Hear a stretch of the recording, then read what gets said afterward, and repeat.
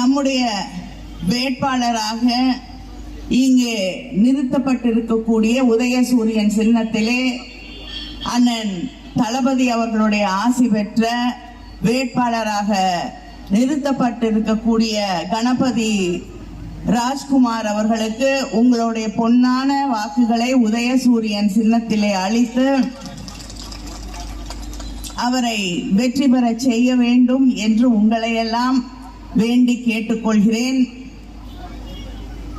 ஏன்னா இந்த தொகுதியில நம்ம ரொம்ப தெளிவா ஓட்டு போடணும்.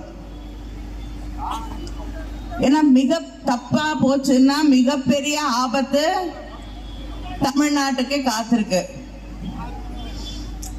அதனால அவருக்கு தெரியும் சொந்த தொகுதியில நிக்க முடியாது, விரட்டி விட்டுருவாங்கன்னு. புதுசா ஒரு தொகுதியை கண்டுபிடிச்சு அங்க வந்தாவது இங்க இருக்கக்கூடிய வானதி அவர்களுடைய சப்போர்ட்ல வெற்றி பெற்று விடலாம் என்று கணக்கு போட்டு அந்த கணக்கும் தப்பா போய் இங்க வந்து கோயம்புத்தூர்ல மாட்டிக்கொண்டிருக்கிறார் அண்ணாமலை அவர்கள்.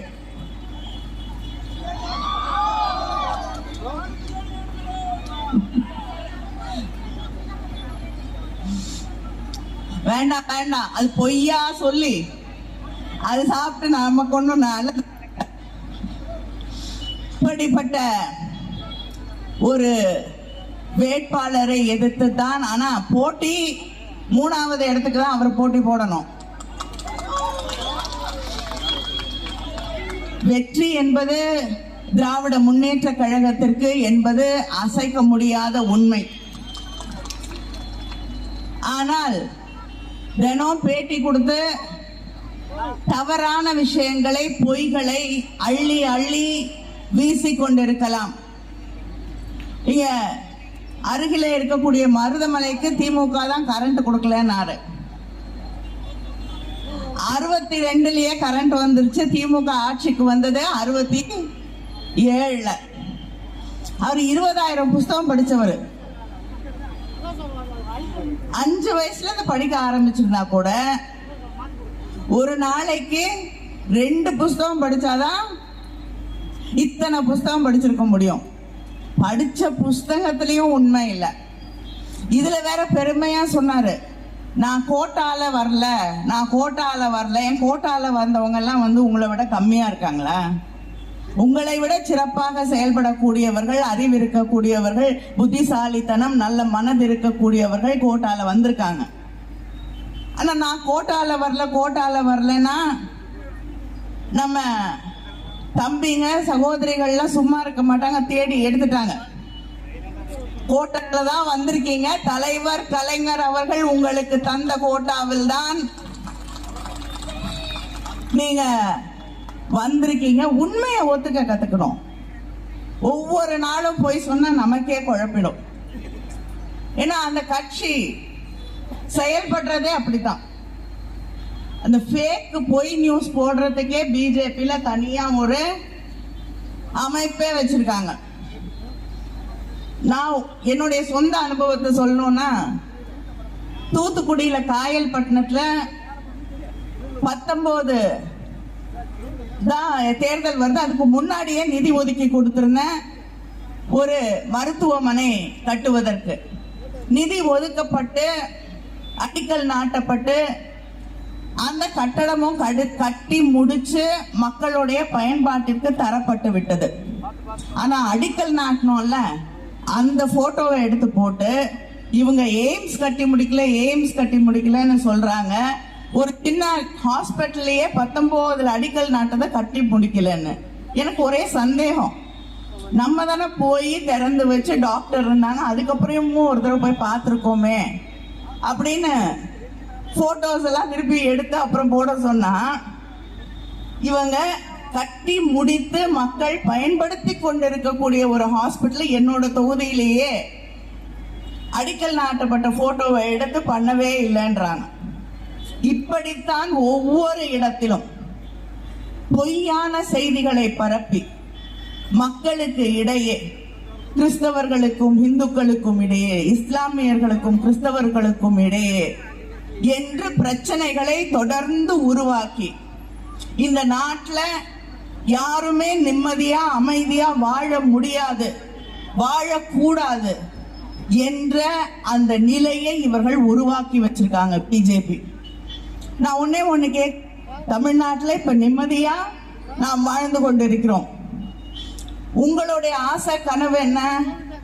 உங்களுடைய பிள்ளைகள் நல்லா படிக்கணும், நல்ல வேலை கிடைக்கணும், வசதியாக மரியாதையாக வாழ வேண்டும். அடிப்படை வசதிகள் நமக்கு வேணும், நல்ல ஹாஸ்பிட்டல் வேணும். அப்படிங்கறதான் தமிழ்நாட்டில் இருக்கக்கூடிய ஒவ்வொருத்தருடைய கனவும். ஆனால் மணிப்பூரிலே இருக்கக்கூடிய மக்களுடைய கனவு என்ன? என்னுடைய பிள்ளைகளை நான் உயிரோடு பாதுகாக்க வேண்டும். என் பிள்ளை காணும், உயிரோட திரும்பி வரும் வராதா? வந்தா போதும், வேற ஒண்ணுமே வேண்டாம் என் வாழ்க்கையில. என் வீடு நான் திரும்பி என்னைக்காவது ஒரு நாள் என் வீட்டுக்கு இந்த முகாம்ல இருந்து திரும்பி போக முடியுமா? முடியாதா? என் அம்மா அப்பா என்னோட இருக்காங்க, இந்த முகாம்ல மருந்து மாத்திரை வாங்க முடியல. இதுதான் பிஜேபி ஆட்சி செய்யக்கூடிய மாநிலங்கள்ல இருக்கக்கூடிய மக்களுடைய மனநிலை. என் பிள்ளைங்களை பாதுகாப்பா வச்சுக்கிட்டா போதும், அடுத்த தலைமுறைக்கான எந்த கனவுகளும் இல்லாமல், அடிப்படை வசதிகள் இல்லாமல் தவித்துக் கொண்டிருக்கக்கூடிய ஒரு நிலையிலிருந்து இந்த நாட்டை நாம் மீட்டெடுக்க வேண்டும். நம்முடைய அண்ணன் தளபதி சொல்லுவது போல இது மீண்டும் ஒரு சுதந்திர போராட்டம் என்பதை நாம் மறந்துவிடக் கூடாது. இங்க இத்தனை சகோதரிகள் இருக்கீங்க. இந்த ஆட்சியில தான் நாரி சக்தின்றாரு பிரதமர், பெண்களுடைய சக்திங்கிறாங்க. பாரத் மாதாக்கு ஜெய் என்று எல்லா இடத்துலயும் பேசுறாங்க.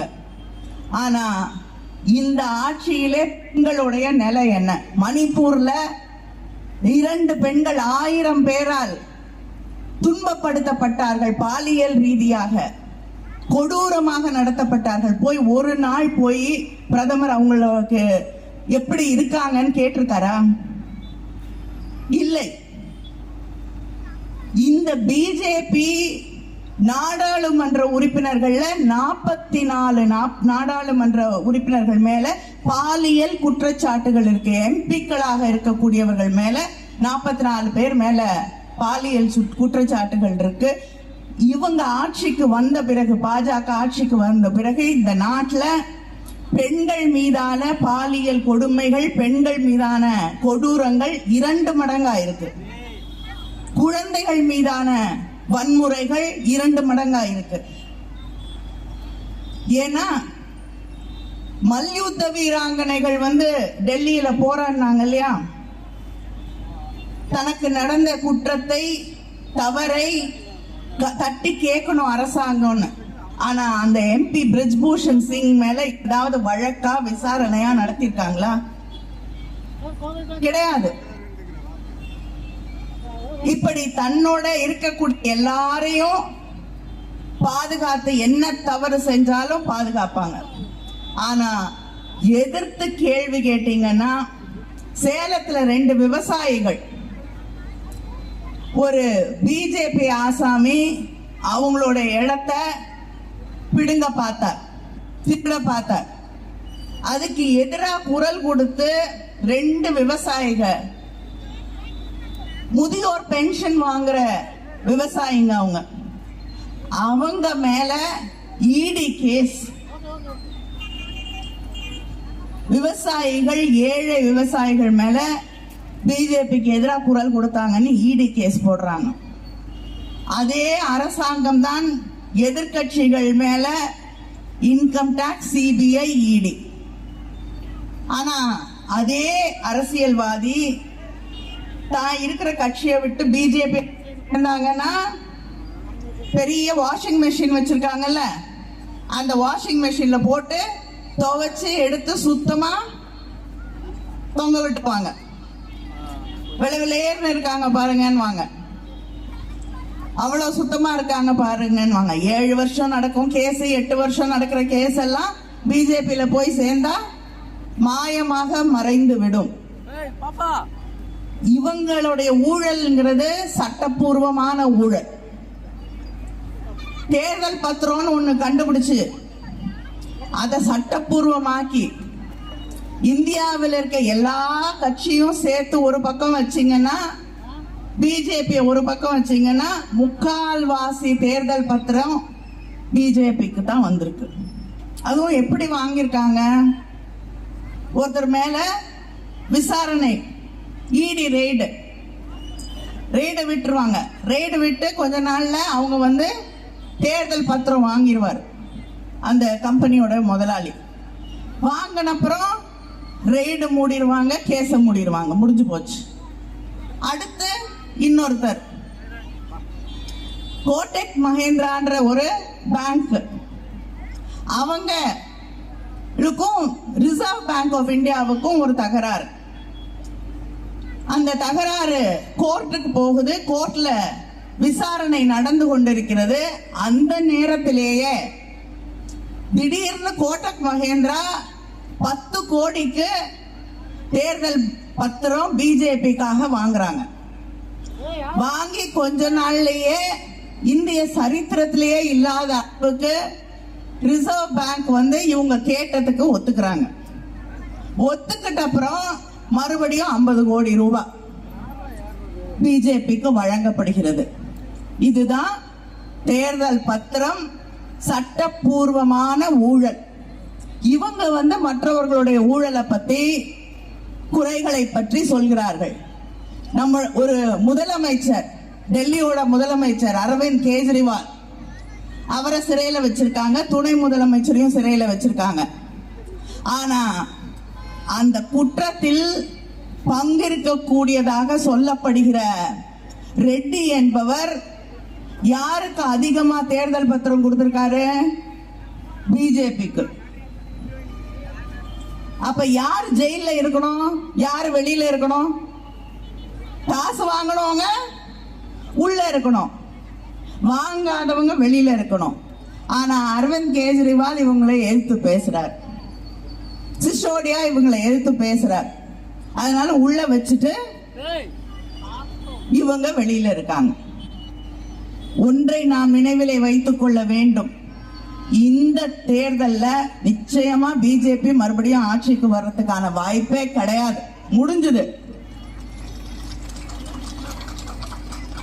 ஆனா அப்படிப்பட்ட ஒரு விபத்து நடந்தா இதுதான் இந்தியாவுடைய கடைசி தேர்தல் என்பதை நாம் நினைவிலே வைத்துக் கொள்ள வேண்டும். அதுக்கப்புறம் யாரும் நம்ம கிட்ட ஓட்டு கேட்க வேண்டாம், நம்மகிட்ட தேர்தலே நடக்காது, நாங்க தான். ஏன்னா என்ன சட்டம் வேணாலும் கொண்டு வராங்க. இவங்க கொண்டு வந்த அத்தனை சட்டம், விவசாயிகளுக்கு எதிரான சட்டம், தொழிலாளர்களுக்கு எதிரான சட்டம், சிறுபான்மையினருக்கு எதிரான சிஏஏ சட்டம், இதெல்லாம் கொண்டு வந்த போது அவங்களோட நின்று கை தட்டி, ஆஹா நாங்க அதுக்கு சப்போர்ட் பண்றோம், உங்க கூட நிக்கிறோம் அப்படின்னு ஓட்டு போட்டு ஜெயிக்க வச்சது யாரு? அதிமுக எடப்பாடி பழனிசாமி. இன்னைக்கு சொல்றாரு அவங்க வேற நாங்க வேற, எங்களுக்கும் அவங்களுக்கும் சம்பந்தம் இல்லை, நம்பாதீங்க. மக்களுக்கு நடந்த கொடுமை அத்தனைக்கும் இவங்களும் பங்கு. இன்னைக்கு பிரிஞ்சிருப்பாங்க, நாளைக்கு மறுபடியும் 2 ஸ்டிக்கரும் சேர்ந்து ஒட்டிக்கும். அதனால இதுவரை ஒரு வார்த்தை முதலமைச்சர், திமுக, நம்ம இந்தியா கூட்டணியில் இருக்க அத்தனை பேரும் பாஜகவை, மோடிய விமர்சனம் செய்கிறார்கள், கேள்வி கேட்கிறாங்க. ஒத்துக்கிறேன், போட்டி அதிமுகவுக்கும் திமுகவுக்கும் தான். பிஜேபி பாவம், நானும் இருக்கேன்னு சொல்லிட்டு இருக்க வேண்டியதுதான். ஆனா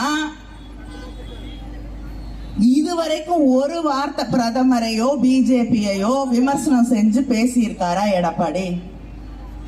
இல்ல.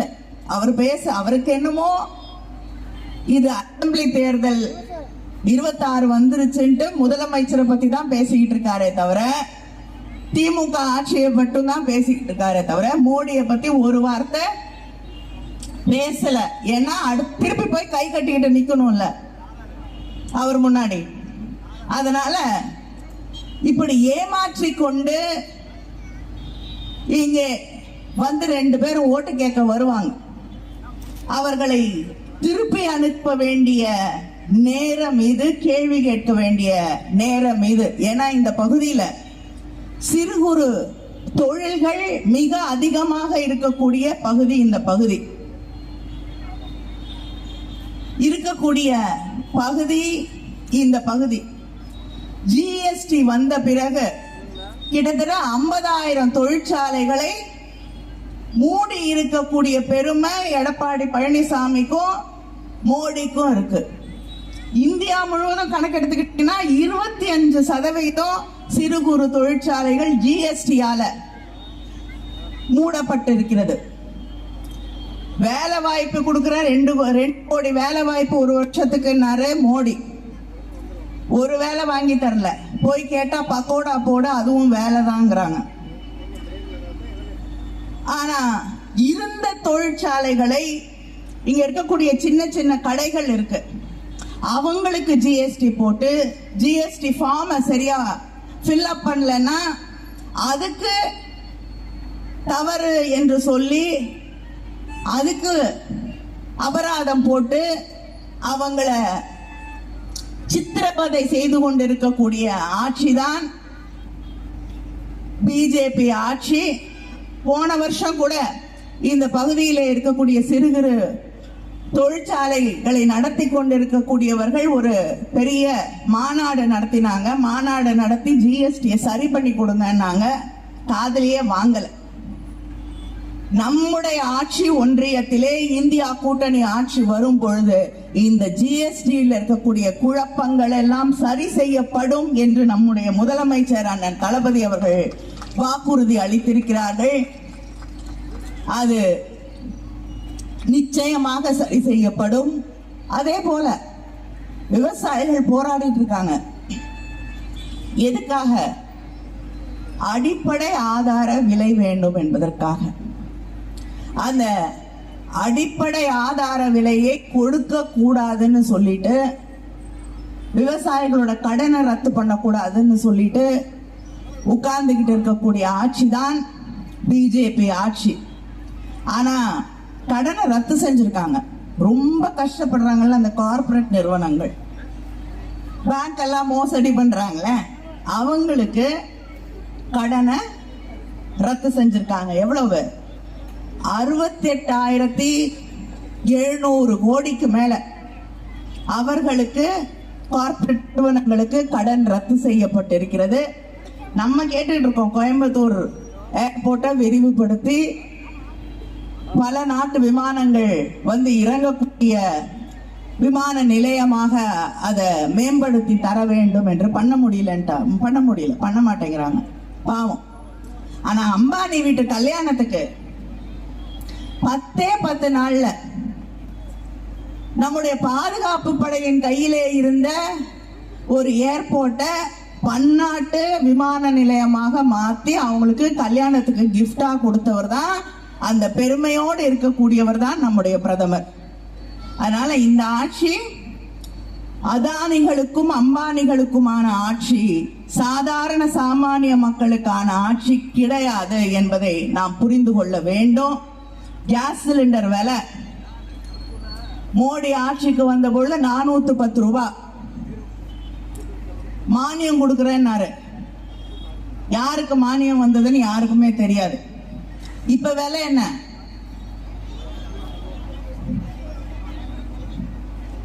₹1000 மேல 1100, 1200 வித்துட்டு இருக்காங்க. நம்முடைய ஒன்றிய கூட்டணி ஆட்சி அங்கே வரும் பொழுது, இந்திய கூட்டணி ஆட்சி டெல்லியிலே வரும். வந்தவுடன் கேஸ் சிலிண்டர் விலை என்ன? 500 ரூபாய்க்கு வழங்கப்படும் என்று கூட்டணியின் முக்கிய தலைவராக இருக்கக்கூடிய அண்ணன் தளபதி அவர்கள் அறிவித்திருக்கிறார்கள். பெட்ரோல் விலை 75 ரூபாய்க்கு தரப்படும். அதே போல டீசல் 65 ரூபாய்க்கு வழங்கப்படும் என்பதை நான் மகிழ்ச்சியோடு தெரிவித்துக் கொள்கிறேன். டோல்கேட் எங்க போனாலும் 10 அடிக்கு ஒரு தடவை, இன்னும் 20 டோல்கேட் வேற கொண்டு வராங்களாம் தமிழ்நாட்டில். 52 டோல்கேட்டுக்கு மேல இருக்கு. அதனால நம்ம ஆட்சி வந்தவுடன் இந்த டோல்கேட் எல்லாம் முதல்ல இழுத்து மூடி அதுக்கு ஒரு மூடு விழா நடத்துவோம் என்று நாம் அறிவித்திருக்கிறோம். நிச்சயமாக அதை செய்து காட்டுவோம். இன்னும் ஒண்ணு, இவங்க தொடர்ந்து இந்த பிஜேபி ஏதோ திமுக கோயிலுக்கெல்லாம் எதிரானவங்க, கோயில் பெரும்பான்மை மக்களுக்கு எதிரானவங்க அப்படின்னு தொடர்ந்து சொல்லிட்டு இருக்காங்க. நான் ஒண்ணு கேட்கிறேன், நம்முடைய முதலமைச்சர் கலைஞர் மகளிர் உரிமை தொகை அப்படின்னு அறிவிச்சு இன்னைக்கு மாதம் 1000 ரூபாய் பெண்கள் தமிழ்நாடு முழுவதும் 1,15,00,000 பெண்கள் வாங்கிட்டு இருக்காங்க இல்லையா? இதுல பெரும்பான்மையான பெண்கள் யாரு? இந்து பெண்கள் தான் இல்லையா? ஏன்னா பெரும்பான்மையாக இருக்கக்கூடியவர்கள் அவர்கள் தான். அதே போல நான் முதல்வன் திட்டத்தின் வழியாக வேலை வாய்ப்பை அதிகரிக்கக்கூடிய அந்த திட்டத்துல படித்து கொண்டிருக்கக்கூடிய பயன்பெறக்கூடியவர்கள் பெரும்பான்மையாக இருக்கக்கூடிய இந்து பிள்ளைகள் தான். அதே போல நம்ம வீட்டு பெண்கள் பிள்ளைகள் படிக்க வேண்டும் என்பதற்காக புதுமை பெண் என்ற திட்டம் மாதம் 1000 ரூபாய் கல்லூரியில போய் காலேஜ்ல போய் படிக்கிற பெண்களுக்கு வழங்கப்படுகிறது. அதே போல தமிழ் புதல்வன் என்ற திட்டத்தின் வழியாக கல்லூரியில போய் படிக்கக்கூடிய இளைஞர்களுக்கு. இதெல்லாம் யாருக்காக? இங்கே பெரும்பான்மையாக இருக்கக்கூடிய நம்ம வீட்டு பிள்ளைங்க, எந்த பிள்ளைங்களுக்கு வாய்ப்பு கிடைக்கலையோ அவங்க படிக்கணுங்கிறதுக்காக கொண்டு வரப்படுகிறது. ஆனால் பிஜேபி என்ன செய்யுது? நம்ம வீட்டு பிள்ளைங்க படிக்க கூடாதுன்னு சொல்லி இப்ப நீட் தேர்வை கொண்டு வந்தாங்கல்ல, அதே மாதிரி புதுசா கல்வி கொள்கையை கொண்டு வந்து எல்லா கல்லூரியிலும் நுழைவு தேர்வு. ஏன்னா நம்ம படிச்சிடக்கூடாது.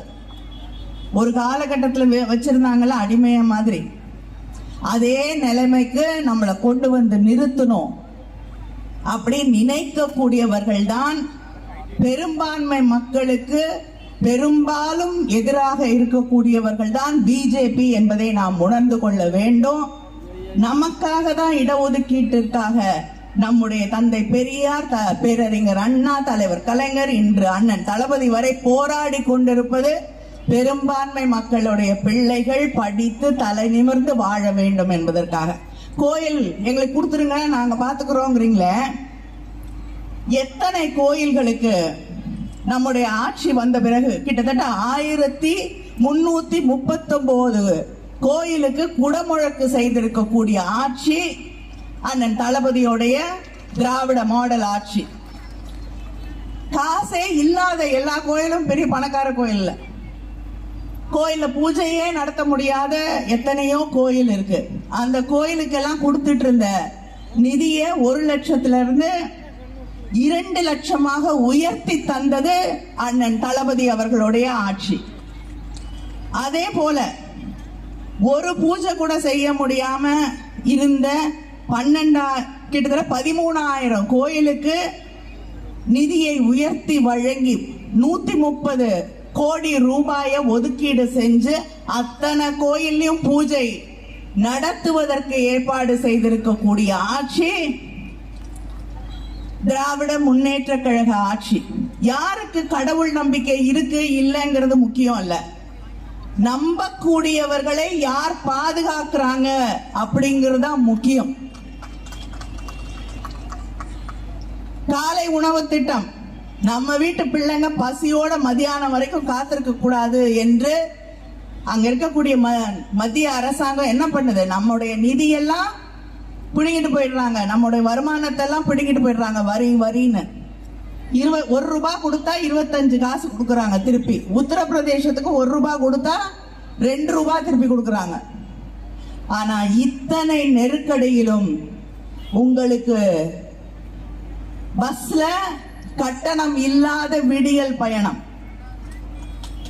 புதுமை பெண் திட்டம், தமிழ் புதல்வன் திட்டம், அது மட்டும் இல்லாமல் இங்கே இருக்கக்கூடிய மகளிருக்காக தரப்படக்கூடிய அந்த 1000 ரூபாய் மகளிர் உரிமை தொகை என்று எதையும் நிறுத்தாமல் செய்து கொண்டிருக்கக்கூடிய ஆட்சி திராவிட முன்னேற்ற கழக ஆட்சி, அண்ணன் தளபதி அவர்களுடைய ஆட்சி. உறுதியாக நான் கூறுகிறேன், இந்த பகுதியிலே இருக்கக்கூடிய தண்ணீர் தட்டுப்பாட்டை சரி செய்வதற்காக 778 கோடி ஒதுக்கீடு செய்து அந்த பில்லூர் பகுதியில் இருக்கக்கூடிய தண்ணீர் திட்டத்தை நிறைவேற்றி தந்திருக்கக்கூடிய ஆட்சி நம்முடைய திராவிட முன்னேற்ற கழக ஆட்சி. மிகப்பெரிய ஒரு நூலகத்தை கோவையிலே அமைத்து தருகிறேன் என்று இந்த பட்ஜெட்ல அறிவித்து அதற்கான பணிகளை துவங்கி இருக்கக்கூடிய ஆட்சி நம்முடைய ஆட்சி. இந்த கோயம்புத்தூர்ல எல்லா வசதிகளும் உருவாக்கப்பட வேண்டும், கல்லூரிகள் உருவாக்கப்பட வேண்டும் என்று தேர்தல் அறிக்கையிலே வாக்குறுதி அளித்திருக்கக்கூடிய ஆட்சி நம்முடைய அண்ணன் தளபதி அவர்களுடைய ஆட்சி. அதனால இந்த பகுதி முன்னேற வேண்டும் என்றால், இப்ப கூட அண்ணாமலை சொல்லியிருக்காரு, ஏர்போர்ட்டை விரிவாக்கம் பண்றதுக்கு நம்ம அக்கறை காட்டலன்னு. நான் ஒண்ணு கேட்கிறேன், ஏர்போர்ட்டை விரிவாக்கம் பண்ணணும், நாங்க இடத்த வாங்கி கொடுத்துறோம் கவர்மெண்ட்டுக்கு.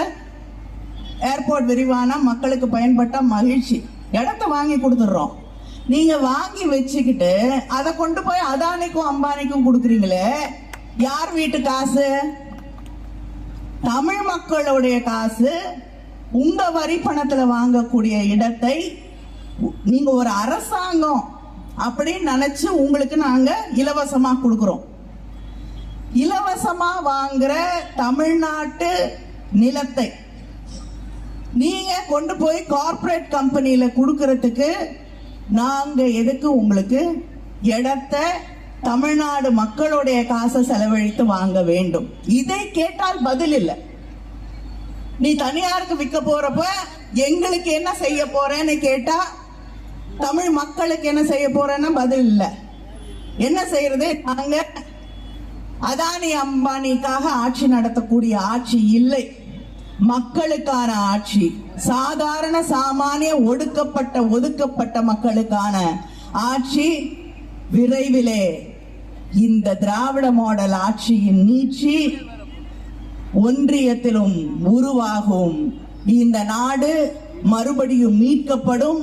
இங்கே இருக்கக்கூடிய மக்களுக்கான நல்ல திட்டங்கள் கொடுக்கப்படும். இதுக்கு மேல பிஜேபி இந்தியாவிலே மீண்டும் ஆட்சிக்கு வர முடியாது என்ற அந்த நிலையை நாம் உருவாக்கி காட்ட வேண்டும்.